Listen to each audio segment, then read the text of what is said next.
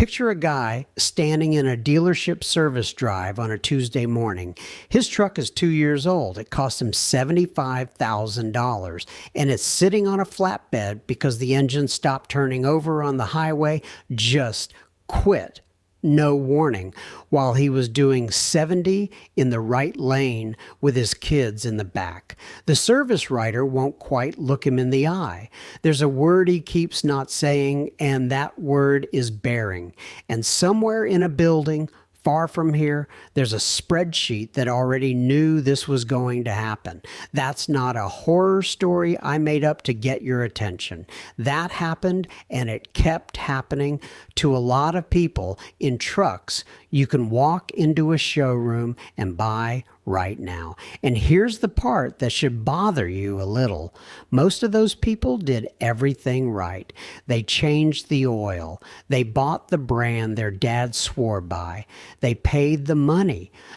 And the machine let them down anyway because of a decision somebody made in a meeting to save a few cents a unit, or to chase a fuel economy number, or to sell complexity as if complexity were the same thing as progress. I've spent my life with these things apart on a bench. I've pulled mains, I've mic'd crank journals, I've stood there with a magnet picking metal flakes out of an oil pan that had no business having metal in it.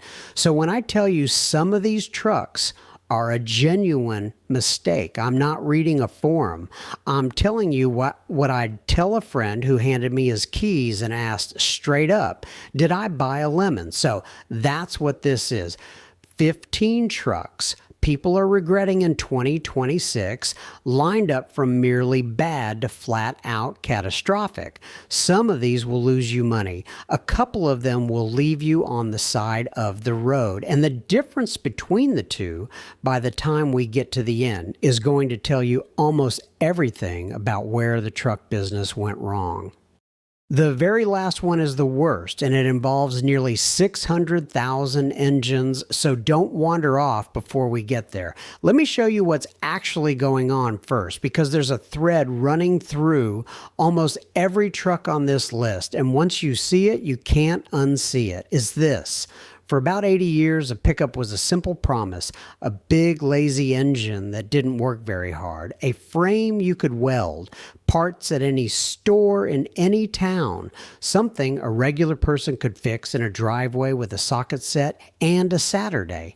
And somewhere in the last 15 years, the industry quietly broke that promise and didn't tell anybody. They shrank the engines and bolted turbos to them. They sealed everything up. They buried the whole truck in software.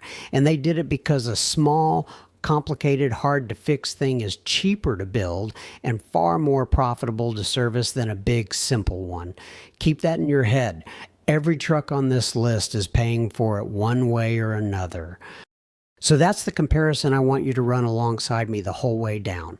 On one side, the old way, a low-stressed engine breathing on its own, loose tolerances, parts you can name, a thing built to be understood. On the other side, the new way, forced induction and tight clearances and sealed assemblies and a tablet bolted to the dash built to be replaced. Watch how often the trucks getting people into real trouble are sitting on the new side of that line. It's not an accident. It's the design philosophy itself coming back to bite. Number 15, and I'm putting it here gently, is the Ford Maverick. I want to be honest with you because the Maverick is genuinely a good little truck and a screaming value, and most of the people who bought one love it. But it earns a spot for one reason, and that reason is the recall parade.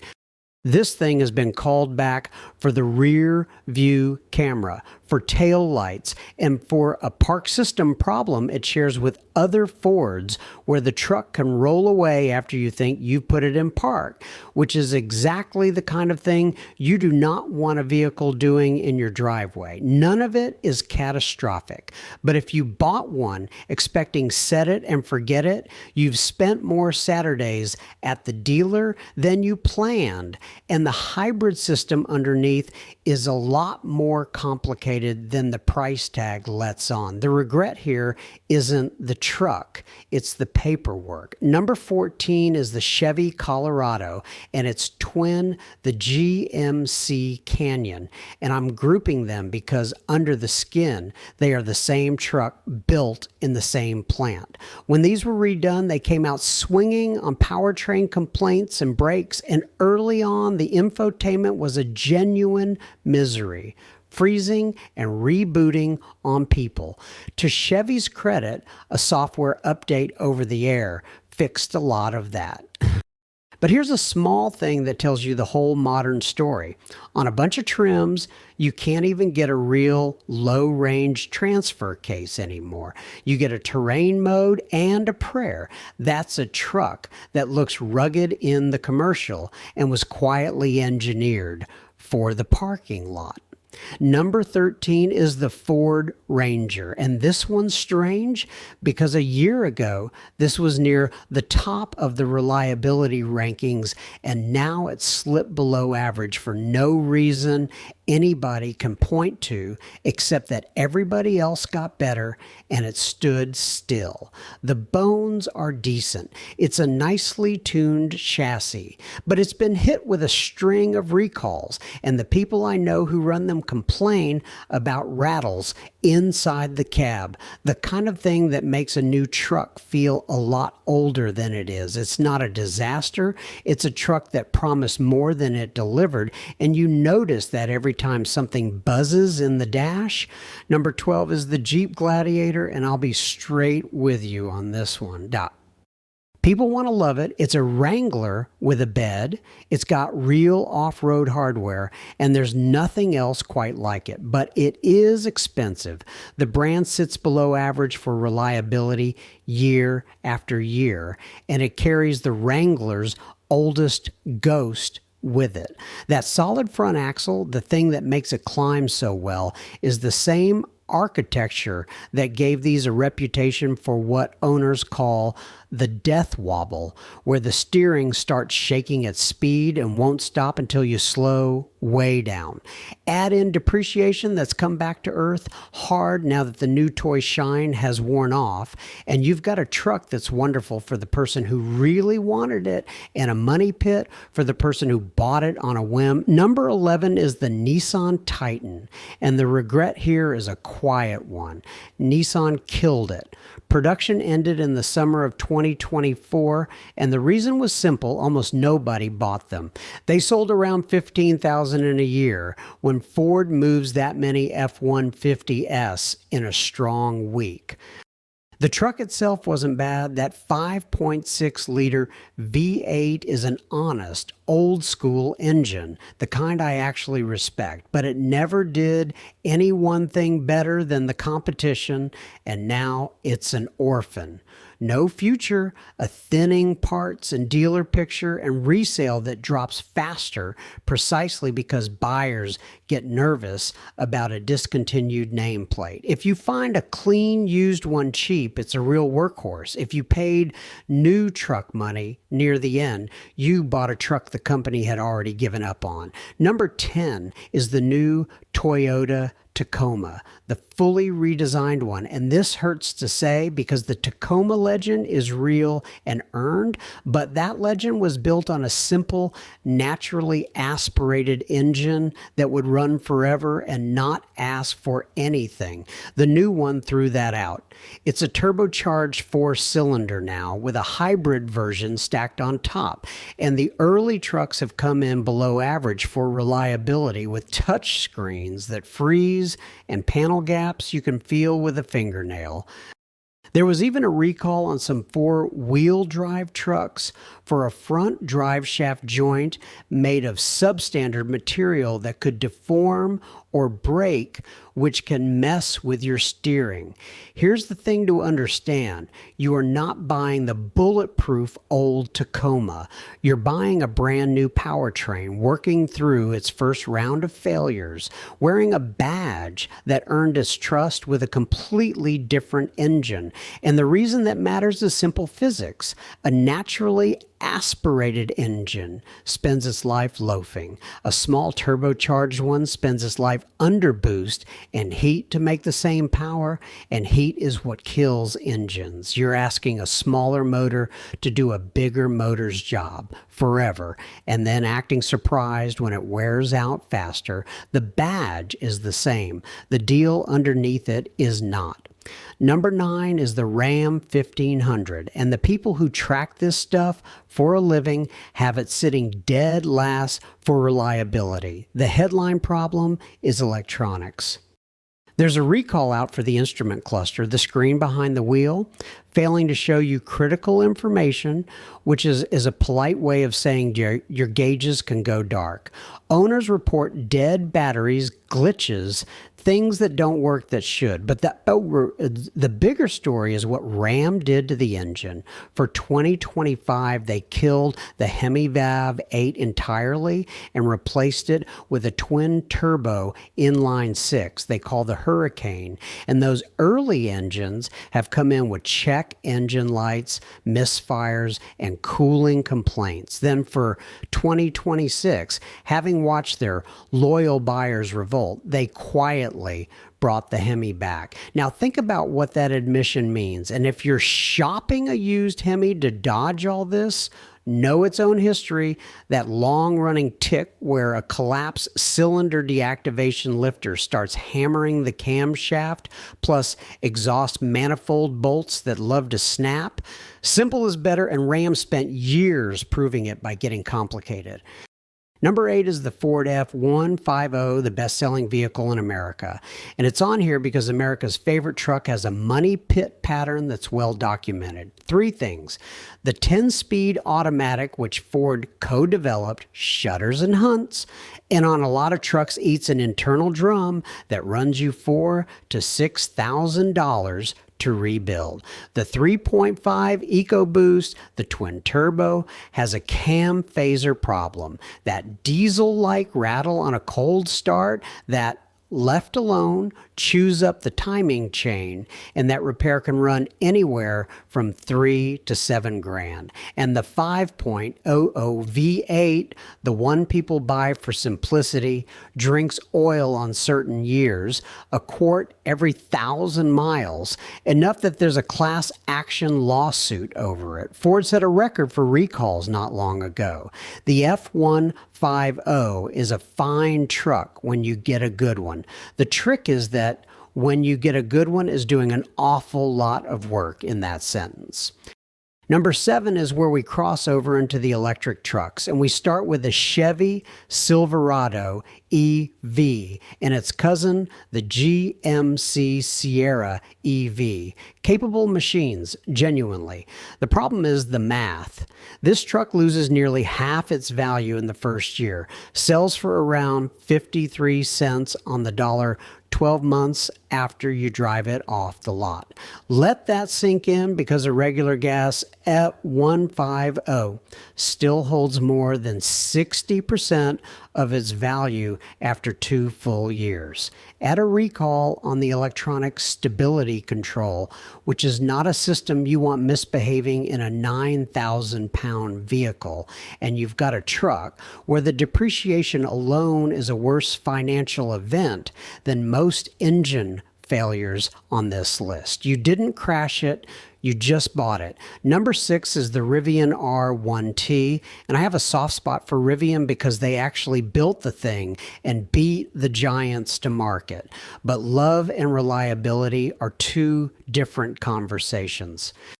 The surveys put the R1T near the very bottom for predicted reliability, behind essentially every gas truck and even some other EVs. The 2025 trucks alone are carrying a stack of recalls, 6 to 8 of them, for things like a high voltage ground connection that can cause a sudden loss of drive power, turn signals that don't light, headlights that won't come on in the cold, and seat belt and suspension bolts. And because Rivian is young, the service network is thin, so a small problem can mean your truck sits for weeks.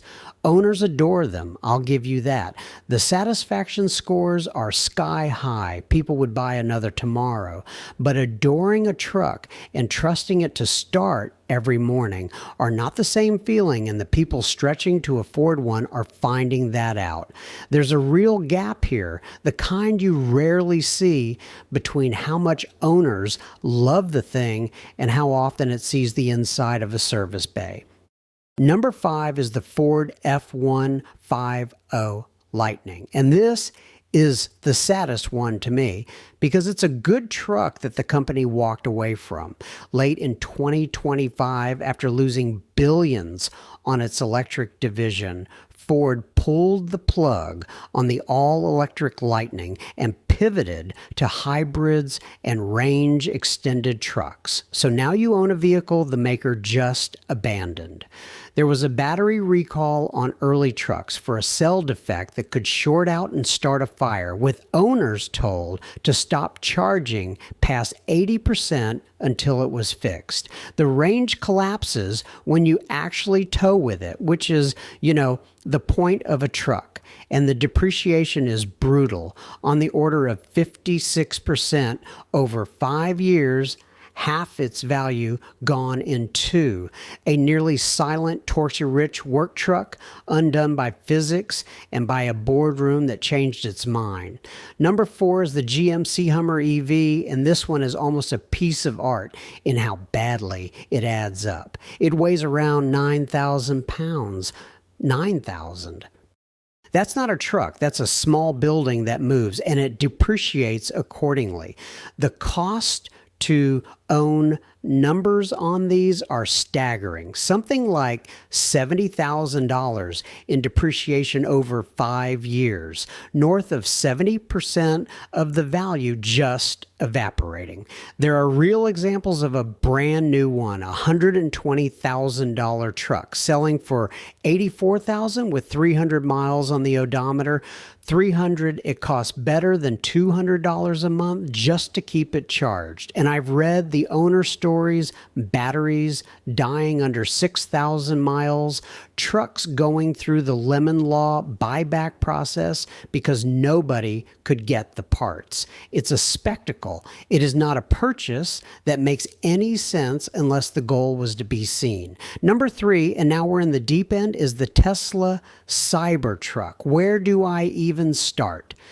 Since it launched, it's been recalled around 10 times in roughly 2 years, which is more recalls than some trucks rack up in a decade. They recalled tens of thousands of them because a stainless trim panel glued on with an adhesive that gets brittle could peel off and fly away while you're driving.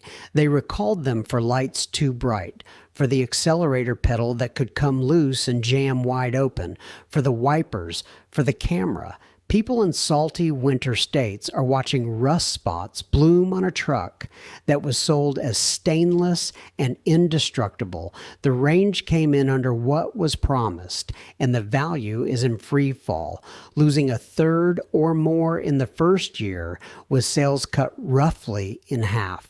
There's a practical sting too. The stainless body is a nightmare to repair, so a parking lot ding that's a cheap fix on a steel truck becomes a real bill on this one, and insurers know it, which is why the premiums come in high.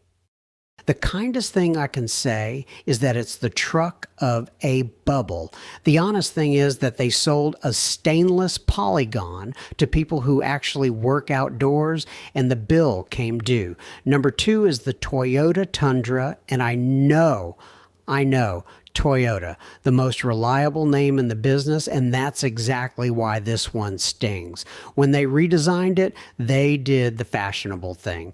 They threw out a 5.7 liter V8 that would run 300,000 miles in fleet service without drama, and they replaced it with a 3.4 liter twin turbo V6.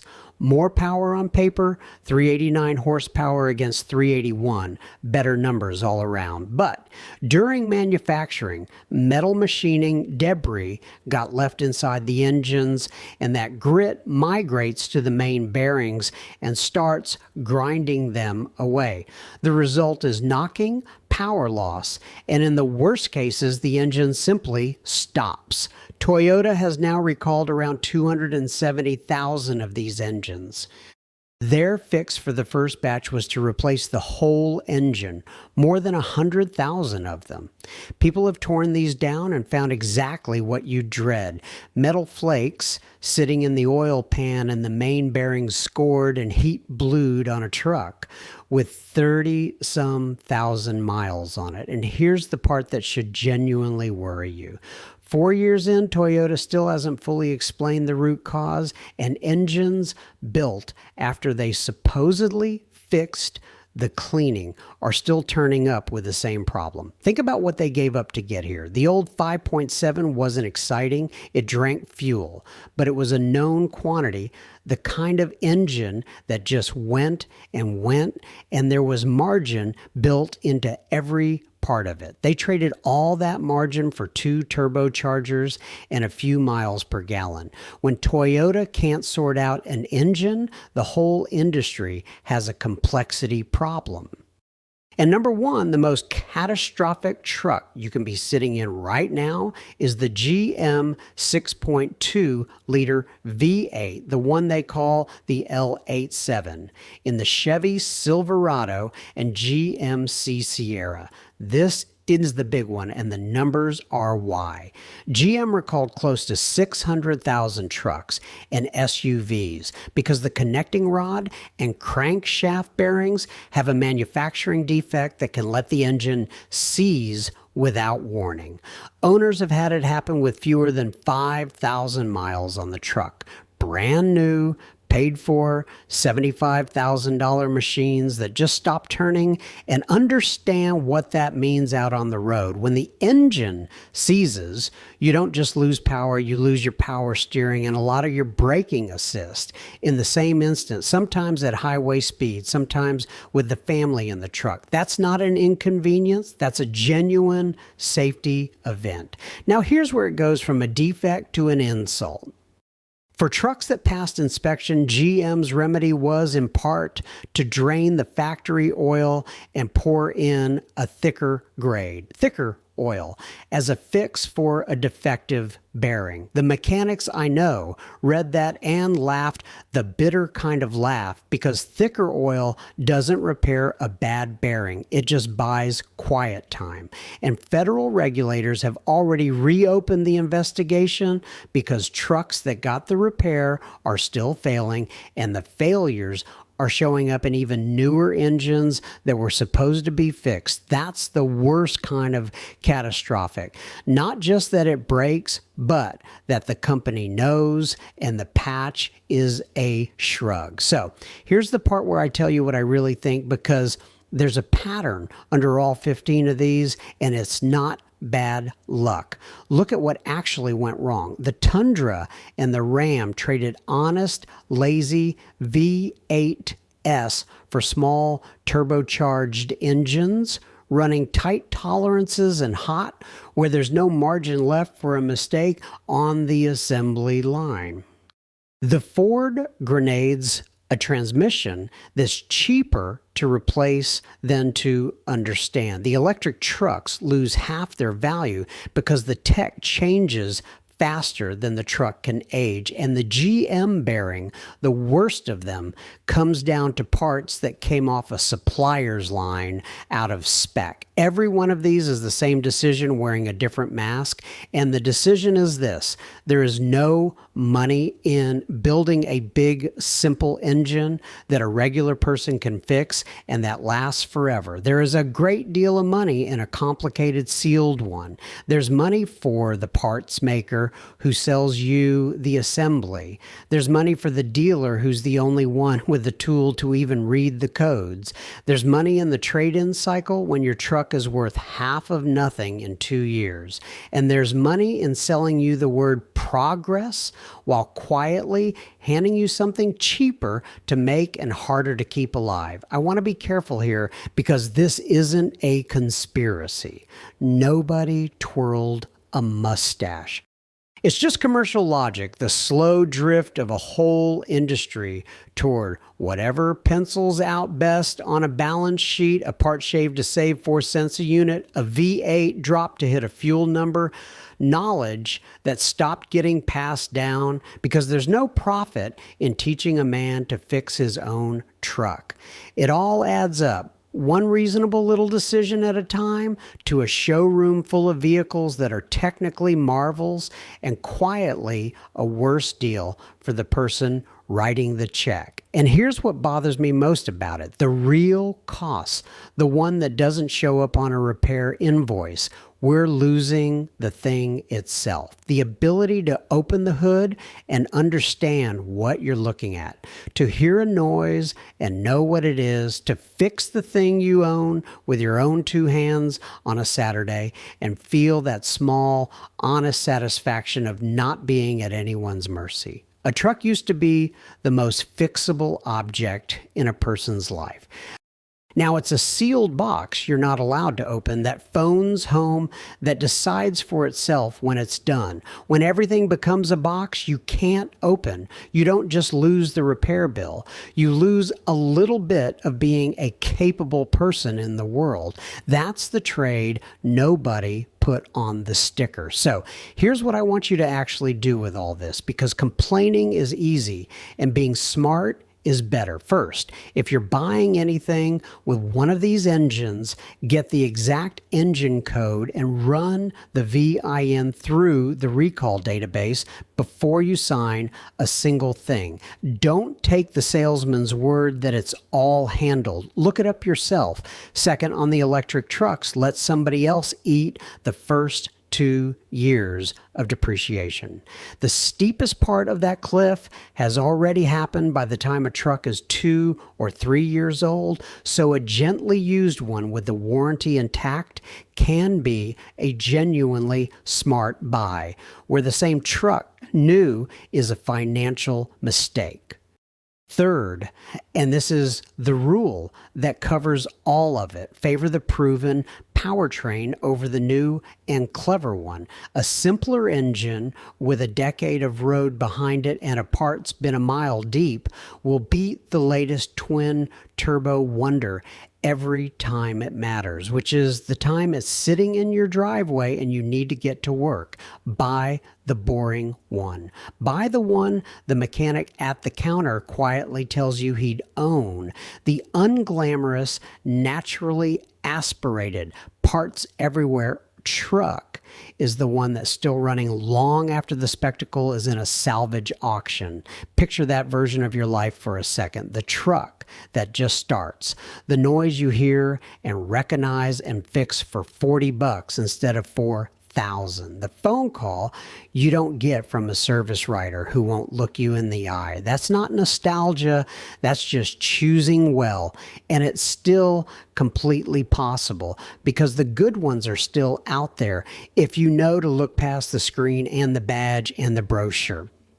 Now I want to hear from you because you've seen things I haven't, and the comments on these are the whole reason I keep making them. Tell me which truck burned you. Tell me the one that left you stranded, or the one that's still running at 300,000 miles. And laughing at all of this, tell me where you are and what they drive in your part of the world, because a truck that's a king in Texas is a punchline somewhere else. And especially tell me what you've seen with your own hands, under your own hood, in your own driveway, because that's worth more than any survey.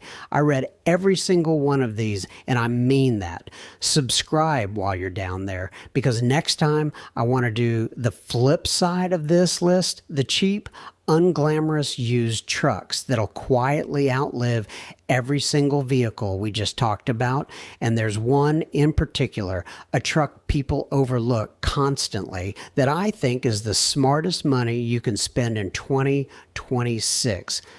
I'll tell you why, and I'll tell you the exact years to chase and the 1 year to avoid. Until then, do me a favor. The next truck you're tempted by, pop the hood and ask yourself one honest question. If this thing breaks, can I get to it? If the answer is no, that's not a truck. That's a subscription with wheels. I'll see you on the next one.